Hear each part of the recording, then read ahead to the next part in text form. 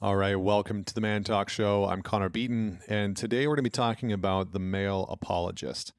Now, this is maybe a term, an archetype that maybe you've never heard of before. You're probably not going to find it in, Merriam-Webster's dictionary, but it is a term and an archetype, a sort of personality that I have seen continuing to rise and grow within our modern culture. The reason why I wanted to talk about this is because the male apologist is in some ways very damaging to male and female relationships because, as I'm going to get into in this video, he's challenging to date for women.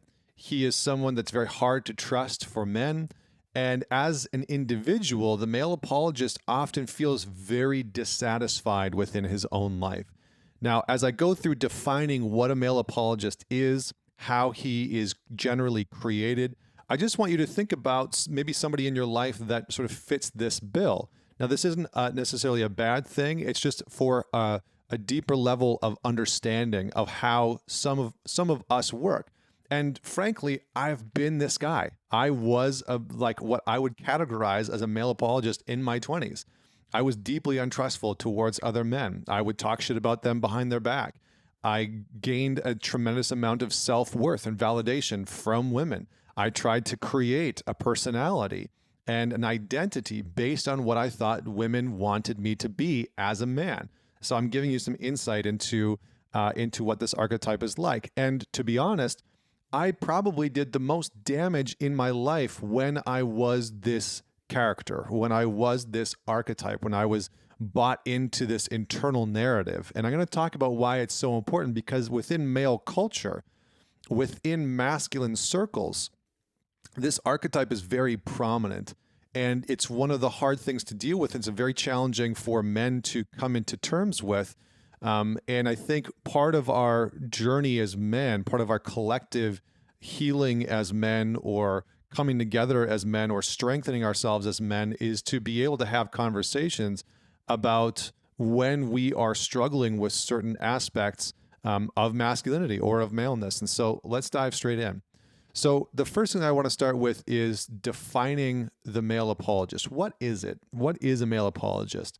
Generally, a male apologist is someone who is distancing themselves from masculine or male behavior, masculine or male traits, and someone who apologizes for traits, virtues, values that are associated to men, that are associated to masculinity, especially when deemed by women as being unsavory. So sometimes things like assertiveness or directness or being unapologetic are seen as something that is looked down on by female culture. Not always. Some women really appreciate that value and they embody that value themselves.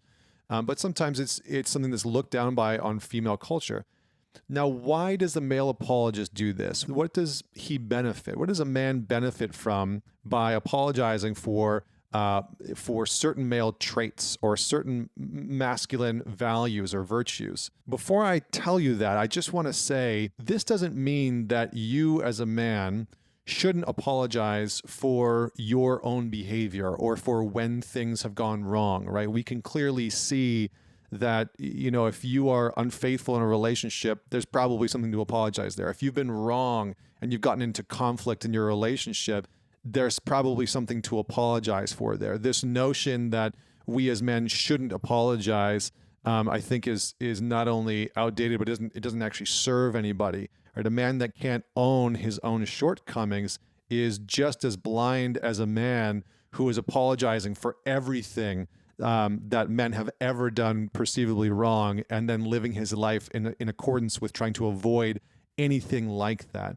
Either one pigeonholes us into a very myopic, narrow version of masculinity and of living life as a man. So what does a man who embodies this male apologist get out of apologizing for male behavior, out of apologizing for masculine traits?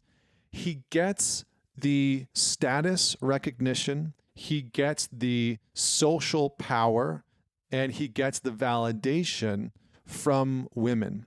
Now, within social circles, within communal environments, women hold a tremendous amount of power because traditionally, women and the feminine are much more social creatures. And you can see this in some of the work that Jonathan Haidt is doing, who is a social psychologist and researcher within modern research around social media and the difference between boys and girls and how they interact online in social media. And that social media is much more damaging in some regards to young girls because they hold a lot more social power. And the social power that they hold is very important within the social communities of girls and women.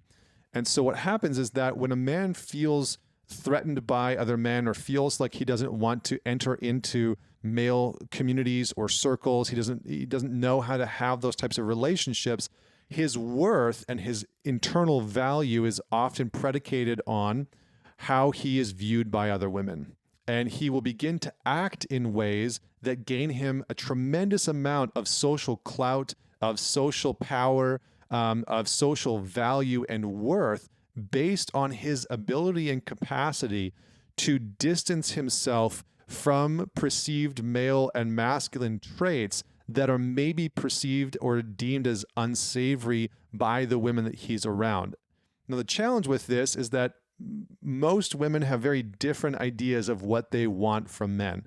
Right? If you sit down and talk to 100 different women or even 10 different women and you say, tell me about your ideal man, they're all going to give you a different definition of who they ideally want in their partner, right? Who they would ideally like to be with, or who they would ideally like to spend their time with in a man. And so what ends up happening for these male apologists is that they become very chameleon-like. They become very well adept at being able to shapeshift themselves into what they think other women want them to be or how they think other women want them to act. And the challenge with that is that if they have a lot of women in their life, which many of them do, one of the signs of male apologists is that they often say things like, I don't have many men in my life, I don't get along with men, I don't know how to connect with men, I just get along so much easier with women. That isn't always the case, but generally I've seen that be a byproduct of men that are disconnected from their own sense of maleness or masculinity. And generally they see that masculinity as a threat. So what creates the male apologist? From what I've seen, there are a few different scenarios that create the male apologist. But before I get into that, I just want to talk about why this is potentially important to know about, right? Why is the male apologist a really important archetype for us to be aware of within masculine culture? The first reason is because this is often the man that men feel like they can't trust. Like if you're a guy and you have a lot of male friends within your circle, and there's like that one guy that you're just like, I just feel like I cannot trust that guy, and I do not know why. But you interact with him and you talk to him and you hear him continuing to diminish men and put men down and talk shit about masculinity and basically have a sort of mentality that is anti-men. You know, it's almost like against men. And it sort of leaves you feeling confused, but it also leaves you feeling like, I definitely can't trust this guy, because generally these are the guys that are talking behind your back. They're generally the guys that if they have a problem with you, they're not going to bring it to your face. They're going to talk to everyone else around you rather than just come to you and have a conversation. They're generally the men that are going to try and use the women in their life to validate their perspective rather than come and have a conversation with you. You'll often feel like you can't trust this man with maybe your wife or your partner because there's something just sort of off there. So it's challenging in the sense that for men, it's very hard for them to trust the male apologist. And for women, it can also be very challenging because these are the good guys, right? These are the guys that know exactly what to say to women, exactly what to say. They have become masters at understanding what a woman wants to hear and when she wants to hear it and what she wants from him. So these are generally the guys that women get really excited about because he knows how to say all the right things. He knows how to speak the language. He knows how to sell her on what a good guy he is. And then often very quickly she'll start to see the cracks in the armor, right? Maybe he starts to become really needy and really codependent and really clingy. And he needs her validation because his worth is only coming from women. Maybe he's the guy that is disconnected from his masculinity and sees it as a threat and sees maleness as dangerous or damaging. And so he's constantly trying to connect with as many as women as possible. And so he might be also the guy who seems like a really nice guy, but is talking to 80 different women at once, or is on the dating apps while he says he's monogamous with you. He might also be the guy that has some really seriously suppressed anger, right? He looks like a nice guy on the surface. You get into a relationship with him 3 to 5 months in, and all of a sudden, all this anger starts to come out, and no one else sees it, right? It's only in the relationship. That's often a sign that a man is disconnected from a part of himself that he has been told is connected with masculinity, is connected with maleness, and because of that, he's tried to distance himself from it. For both parties, for both men and women alike, the male apologist is not dangerous isn't quite the right word, but it's damaging to, I would say, gender relationships. I think that's probably the best way that I can describe it. So what generally creates a male apologist? Again, this is just in my perspective. It's based on what I've seen after working with thousands of men and seeing quite a few of these men and what's built them.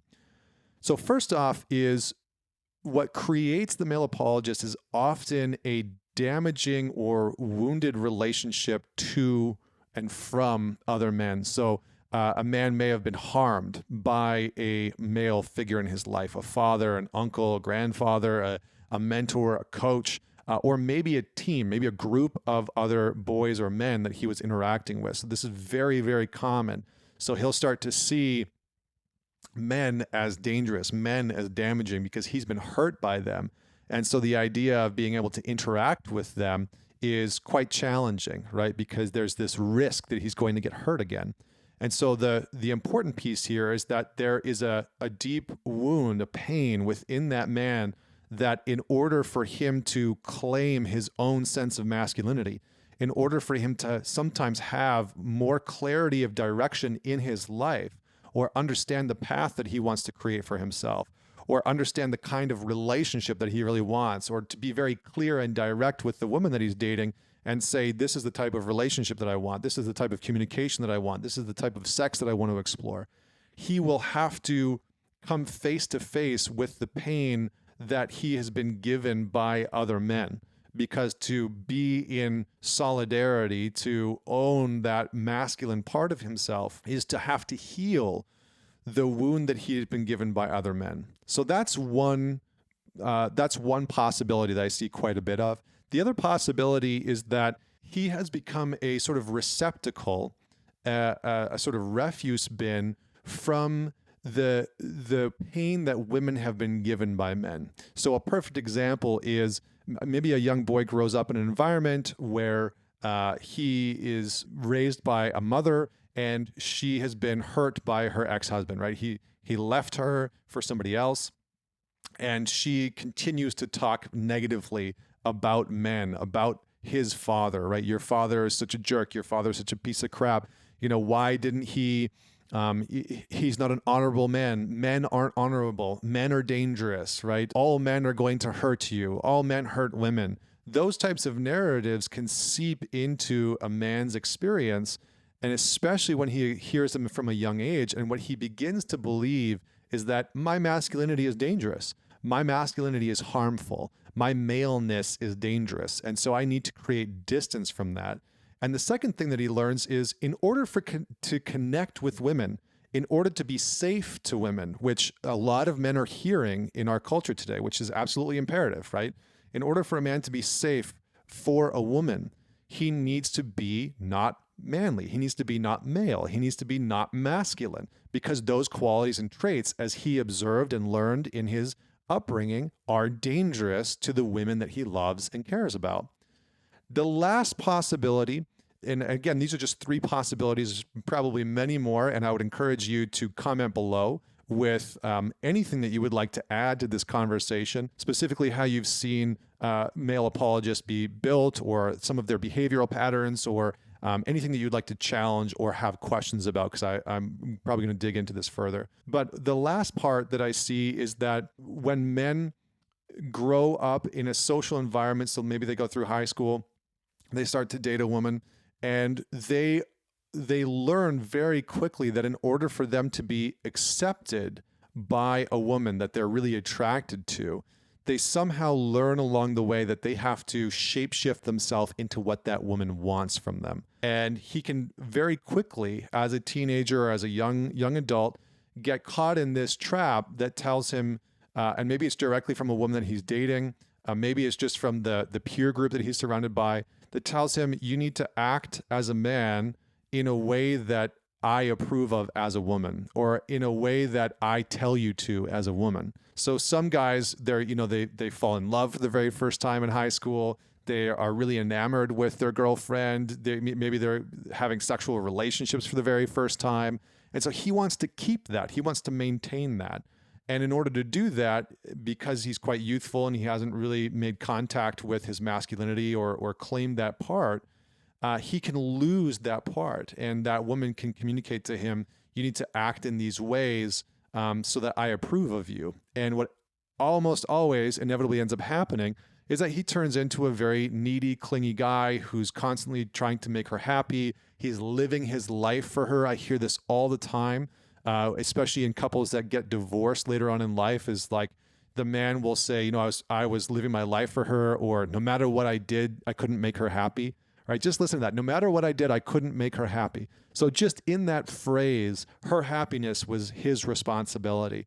And this is what the male apologist will do often, is that the women in his life, he takes it as his heroic responsibility to tend to them entirely, to make sure that who he is fully acceptable, is fully approved of and validated of by women. And he completely removes himself as much as possible from male and masculine culture. And the challenge with that is that he begins to disconnect from certain aspects of who he is. So the danger in this is often that, as I pointed out in the first experience, he has to disconnect from a pain that he's been given from other men. So there's a lack of healing there. He can be very disconnected from his own sense of drive, his own sense of determination or discipline, because he can see these things as a form of punishment. He can view these things as a form of negative masculine traits. Sometimes male apologists will feel wildly out of control and chaotic, and like they have no direction in their life. The other thing is that oftentimes male apologists are very disconnected from their anger. And I remember putting a post up once where I said every man has a dangerous man within him. And it was really interesting to see how many men were like, yes, I have had to tend to that part of myself. And then how many men were like, there's nothing dangerous within me. And that is an alarm. It's an alarm bell for me personally. And, we can debate this and disagree with this. And maybe it's something that you think is complete, horseshit. But I would say that for the most part, we all have the capacity to be dangerous in some way, shape, or form. Men especially. And when we look at the role that men have played historically, it's almost embedded into our architecture. Not necessarily genetically or neurologically, but the fact that we have testosterone coursing through our body has shown through a tremendous amount of research that testosterone can leave us to be more susceptible to the predilections of aggression specifically. We'll just use that one example.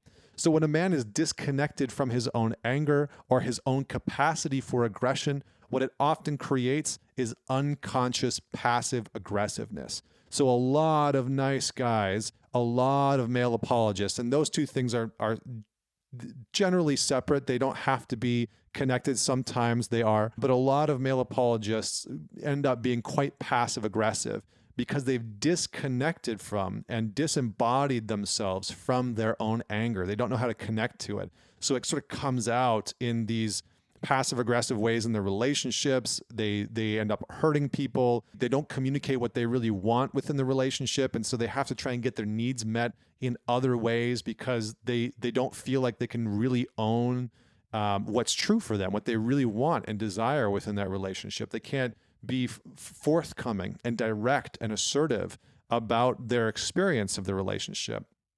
They're constantly prioritizing not hurting emotionally, psychologically, certainly not physically. I mean, we never want to harm anyone physically within our lives, in my opinion.